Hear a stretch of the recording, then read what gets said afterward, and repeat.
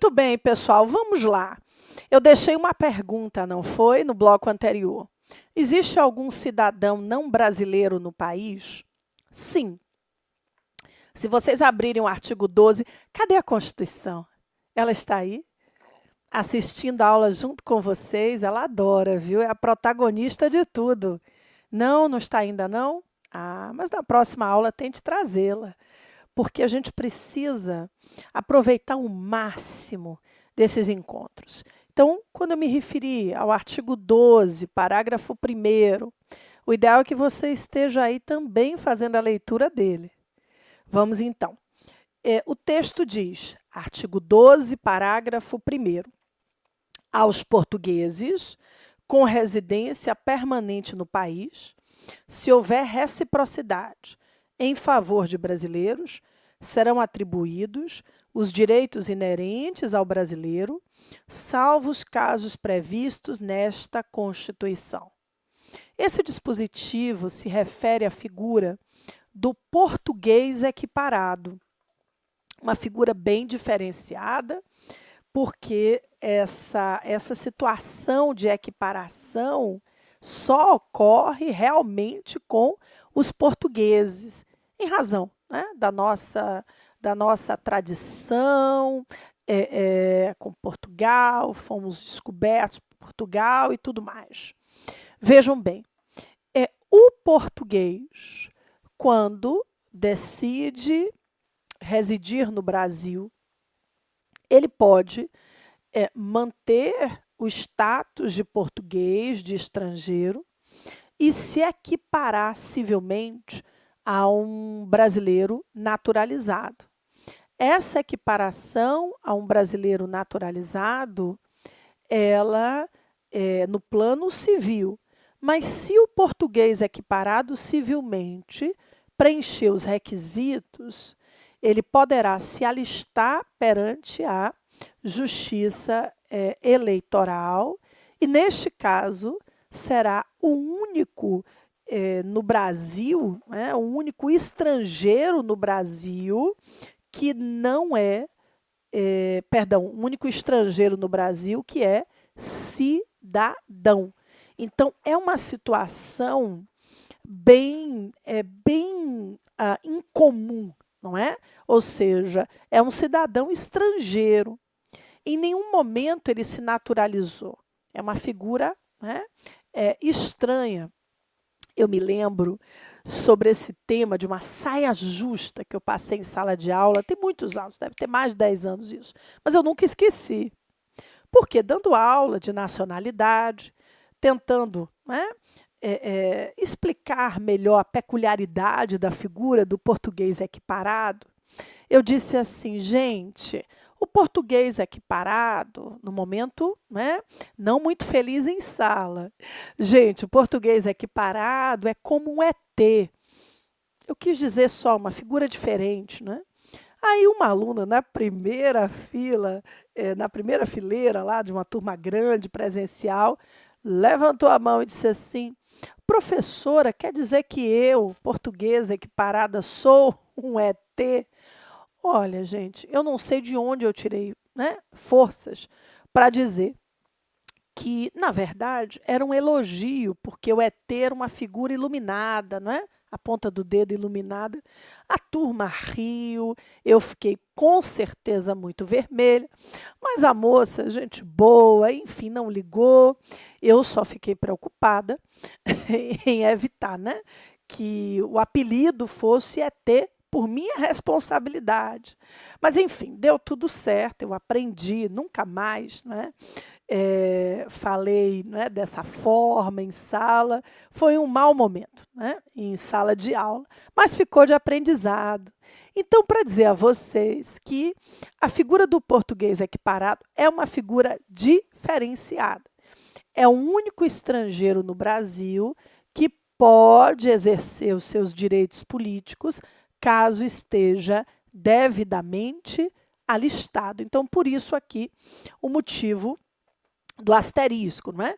Nem todo brasileiro é cidadão, sim, né? Nem todo brasileiro nato ou naturalizado está em gozo dos seus direitos políticos, mas a regra é a de que todo cidadão seja brasileiro.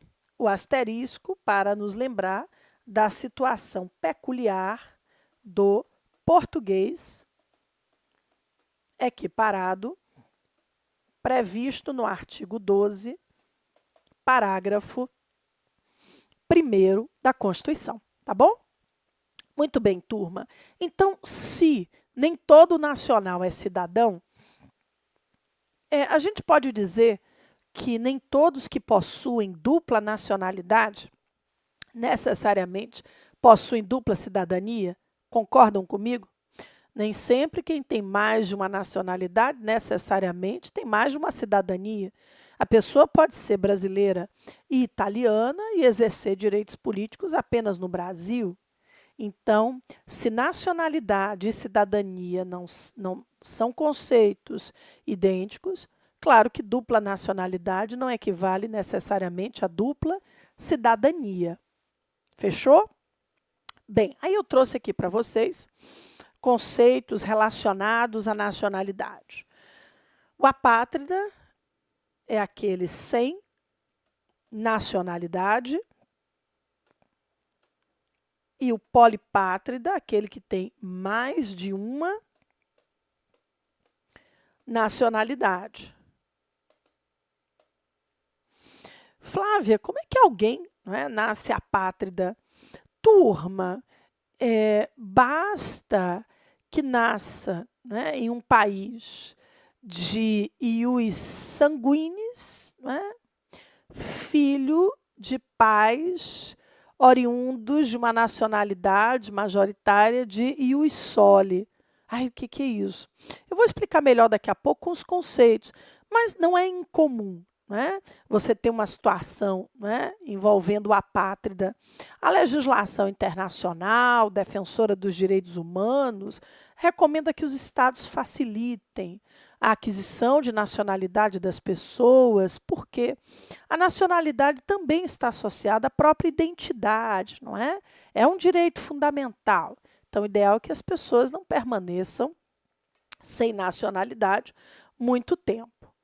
E aí, seguindo, eu trouxe aqui as espécies de nacionalidade, originária ou primária, secundária, adquirida ou derivada.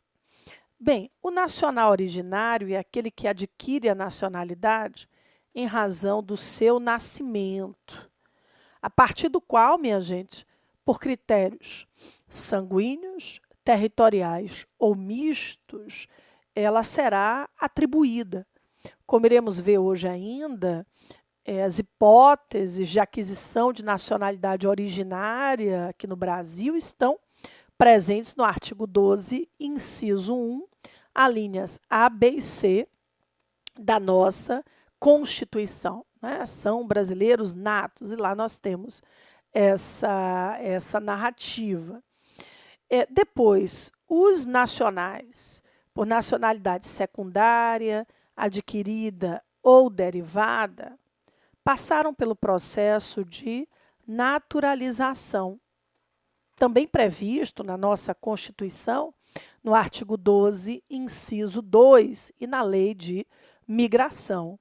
Então, nacional originário é aquele que adquire a nacionalidade por ocasião do seu nascimento, a partir do qual, por critérios sanguíneos, territoriais ou mistos, será atribuída a nacionalidade. A secundária, adquirida ou derivada, ela depende da manifestação de vontade. Então, o indivíduo não nasceu nacional de um determinado estado, mas escolheu se naturalizar daquele país. Então, natos ou naturalizados são nacionais. Quando a gente fala de nacional, estamos envolvendo tanto os natos quanto os naturalizados. Mas os natos adquiriram a nacionalidade originariamente, decorrente do nascimento, e a nacionalidade secundária ela é adquirida, em regra, pelo processo de naturalização. Bem, depois a gente tem aqui critérios de atribuição de nacionalidade originária. Eu disse a vocês que a nacionalidade é adquirida, a originária, não é? A partir de critérios sanguíneos, territoriais ou mistos. É uma decisão de soberania do Estado. Cada Estado tem a liberdade para escolher o seu critério ou os seus critérios de atribuição de nacionalidade. O ius sanguinis, turma, a origem sanguínea, é o critério normalmente adotado pelos países do chamado Velho Mundo. Ásia, Europa, África. Na maioria desses países, nós temos o critério sanguíneo, que significa o quê? Que todo descendente de nacional será também nacional, independentemente do seu local de nascimento. Então, pelo critério sanguíneo, será nacional todo descendente de nacional, independentemente do seu local de nascimento. Então, por exemplo, o filho de um alemão, a filha de uma francesa, serão nacionais originários, em regra, não é? Onde quer que tenham nascido, fora do território alemão e francês. Mas nós temos também o critério da origem territorial. Esse critério, via de regra, é adotado pelos países do chamado, velho não, do Novo Mundo. Velho e os sanguíneos. Do Novo Mundo. É o caso da América do Norte, da América Central, da América do Sul, da Oceania. Então, em regra, e aqui, claro, o Brasil inserido, não é, na América do Sul, claro que quem nasce em território nacional, segundo esse critério, será nacional independentemente da nacionalidade da sua ascendência. Então, é um critério de origem territorial. Nasceu no território daquele determinado país, será nacional originário independentemente da nacionalidade da ascendência. Então, independentemente, não é, de um indivíduo ser filho de um europeu, de um asiático, ao nascer no Brasil, a regra será a de que a ele se atribua a nacionalidade originária, tá certo? Bem, mas boa parte dos países, turma, adotam esse critério chamado de misto, e no nosso caso, né, também de ius soli relativo ou ius soli não absoluto. Nós iremos ver que, apesar de a regra geral ser a de que todo nascido no Brasil, né, no território nacional, seja brasileiro, ou seja, adotamos sim, né, majoritariamente esse critério da origem territorial, também é perfeitamente possível que a gente tenha uma situação envolvendo ius sanguíneos. As alíneas B e C do artigo 12, inciso 1º, tratam disso. O Brasil adota um critério misto, ou ainda chamado de ius soli relativo, ou ius soli não absoluto, porque o ius soli é o critério principal de aquisição de nacionalidade. Fazemos parte, não é, desse chamado Novo Mundo. Bem, e aí um destaque, não é? Atenção, não se revela possível em nosso sistema jurídico constitucional brasileiro a aquisição de nacionalidade iure matrimoni, ou seja, como efeito direto e imediato resultante do casamento civil. Então, não temos, na verdade, essa previsão de que, ao casar com um brasileiro ou com uma brasileira, o indivíduo se torna, pelo fato de ter casado, nacional, como consequência imediata do casamento. Não há previsão nesse sentido na Constituição. Depois, Turma, o princípio da igualdade norteia os nossos nacionais. Então, não interessa se o brasileiro é nato, naturalizado, ele é nacional, ele é brasileiro. Quando a Constituição se refere a brasileiro puramente, ela está se referindo tanto ao nato quanto ao naturalizado, nacional, nato e naturalizado. Agora, o artigo 12, vamos pegar ele aqui. O artigo 12, parágrafo 2º da Constituição, ele diz o seguinte: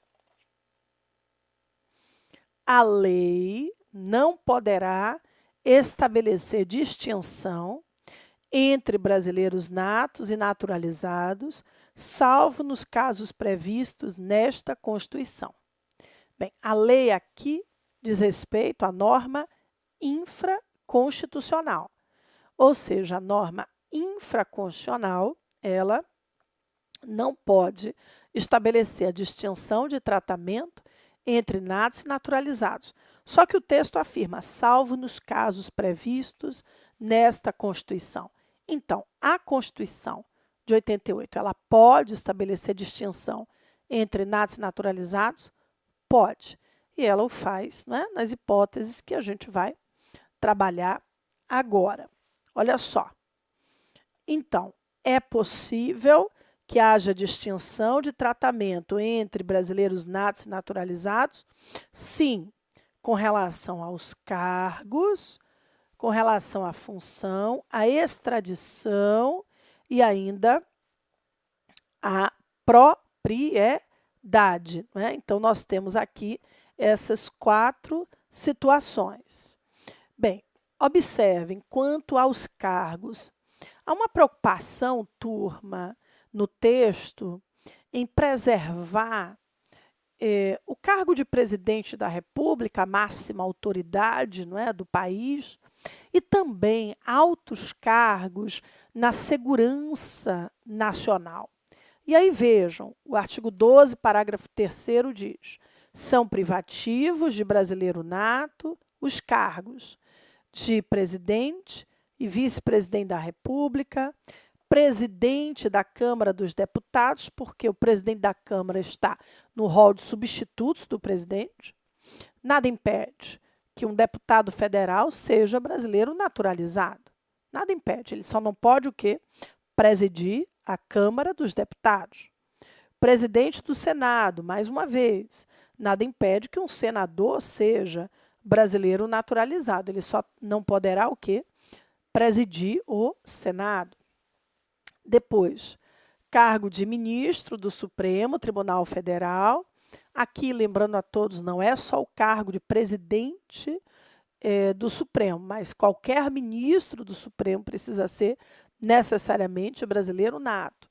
Não esqueçam que é o Supremo que julga o presidente por crime comum, não é? Atrelado ao exercício das funções. Então, há também uma proteção aqui ao cargo de presidente. Em seguida, relacionados à segurança nacional, nós temos, né, o membro de carreira diplomática, de oficial das Forças Armadas e ainda de ministro de Estado da Defesa. Todos eles precisam ser necessariamente brasileiros natos. Turma, atenção com a situação do ministro de Estado. Há inúmeros ministros de Estado, né? Temos ministro de Estado da Saúde, ministro de Estado da Justiça, ministro de Estado da Educação. O único ministério que necessariamente deve ser conduzido por um nacional originário é o Ministério da Defesa, em razão dos interesses que estão em jogo. Tá bom? Ô Flávia, governador, prefeito, delegado, juiz, desembargador, bem, eles podem ser natos ou naturalizados. Vigora aqui a igualdade.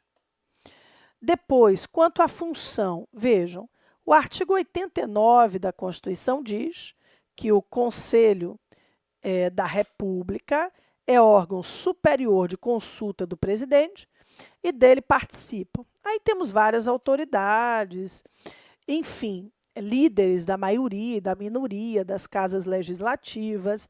E o que nos interessa aqui é o inciso 7, porque a participação popular no Conselho da República,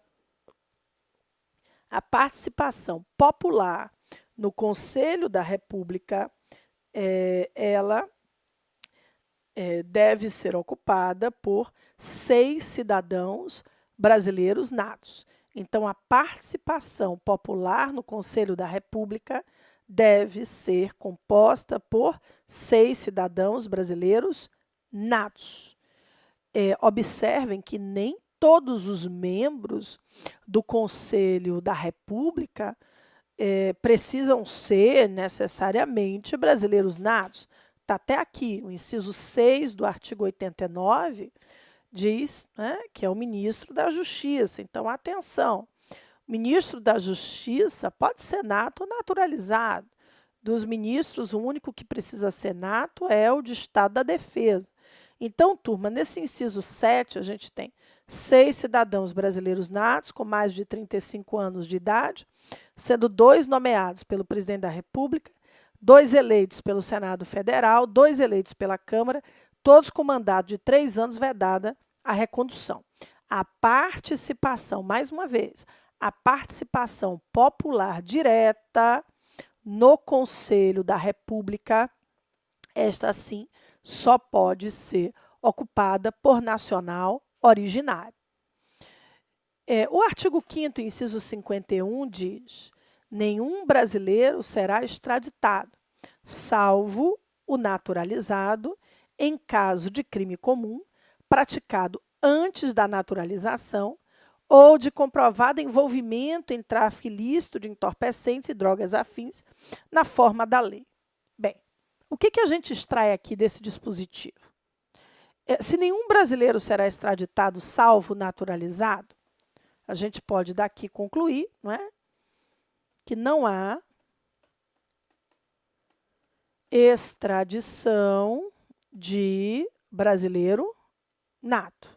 Podemos perfeitamente concluir que não há extradição de brasileiro nato. O brasileiro nato não pode ser extraditado para país algum. Ô, Flávia, mas ainda que ele tenha mais de uma nacionalidade, não haverá extradição? Não. Enquanto brasileiro nato, não há extradição, ainda que ele tenha mais de uma nacionalidade. Veja esse julgado que eu trouxe aqui para vocês do Supremo. O brasileiro nato, quaisquer que sejam as circunstâncias e a natureza do delito, não pode ser extraditado pelo Brasil a pedido de governo estrangeiro, pois a Constituição, em cláusula que não comporta exceção, impede, em caráter absoluto, a efetivação da entrega extradicional daquele que é titular, seja pelo critério do ius soli, seja pelo critério do ius sanguinis, de nacionalidade brasileira primária ou originária. E aí, turma, vamos lá. Esse privilégio constitucional que beneficia, sem exceção, o brasileiro nato, não se descaracteriza pelo fato de o Estado estrangeiro, por lei própria, haver-lhe reconhecido a condição de titular de nacionalidade originária pertinente a esse mesmo Estado. Então, não há que se falar aqui, né, de extradição de brasileiro nato, nem para o país que também o fez nacional. Então, brasileiro nato, turma, não pode ser extraditado para país algum. A dupla nacionalidade não exclui a regra da não extradição do brasileiro nato. A dupla nacionalidade não exclui a regra da não extradição do brasileiro nato. Bem, vamos nós. Nenhum brasileiro será extraditado, salvo naturalizado, né? Então, o naturalizado ele pode ser extraditado em caso de crime comum praticado antes da naturalização, Então, o brasileiro naturalizado pode ser extraditado em caso de crime comum praticado antes da naturalização ou de comprovado envolvimento em tráfico ilícito de entorpecentes e drogas afins na forma da lei. Então, brasileiro naturalizado só pode ser extraditado caso tenha praticado um crime comum antes de se tornar brasileiro e em se referindo, né, a um tráfico ilícito de entorpecentes e drogas afins, aí não interessa se ele se naturalizou antes ou depois de ter praticado o crime, ele poderá sim ser extraditado. E aí, turma, aproveitando, o inciso 52 do artigo 5º diz que não será concedida extradição de estrangeiro por crime político ou de opinião.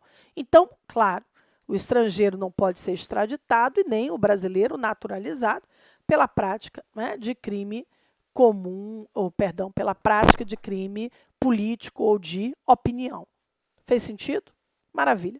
O último critério é a propriedade, né? O artigo 222 da Constituição diz que a propriedade de empresa jornalística e de radiodifusão sonora, edições e imagens, ela é privativa de brasileiros natos ou naturalizados há mais de 10 anos, ou de pessoas jurídicas constituídas sob as leis brasileiras e que tenham sede no Brasil. Então, vejam, privativa de brasileiros, natos ou naturalizados. Ambos podem ser proprietários da grande empresa de mídia nacional, né, da formação de opinião no país. Agora, ao naturalizado, se exige que ele esteja naturalizado há mais de 10 anos para que possa ser proprietário. Turma, essa exigência, não é, de brasileiro nato naturalizado há mais de 10 anos, de exercer obrigatoriamente a gestão das atividades, né, também, ou seja, os 10 anos, mais de 10 anos, eles são exigidos dos naturalizados até para que possam estabelecer, não é, escolher o conteúdo da programação. Fez sentido, né? Lá da mídia, a programação cultural, a programação esportiva, enfim. Fez sentido? Maravilha. No próximo bloco, nós vamos trabalhar com as hipóteses de aquisição de nacionalidade originária. Vamos tratar do artigo 12, inciso 1, alíneas A, B e C da nossa Constituição, do coração do ordenamento jurídico brasileiro. Até já, não saiam daí não.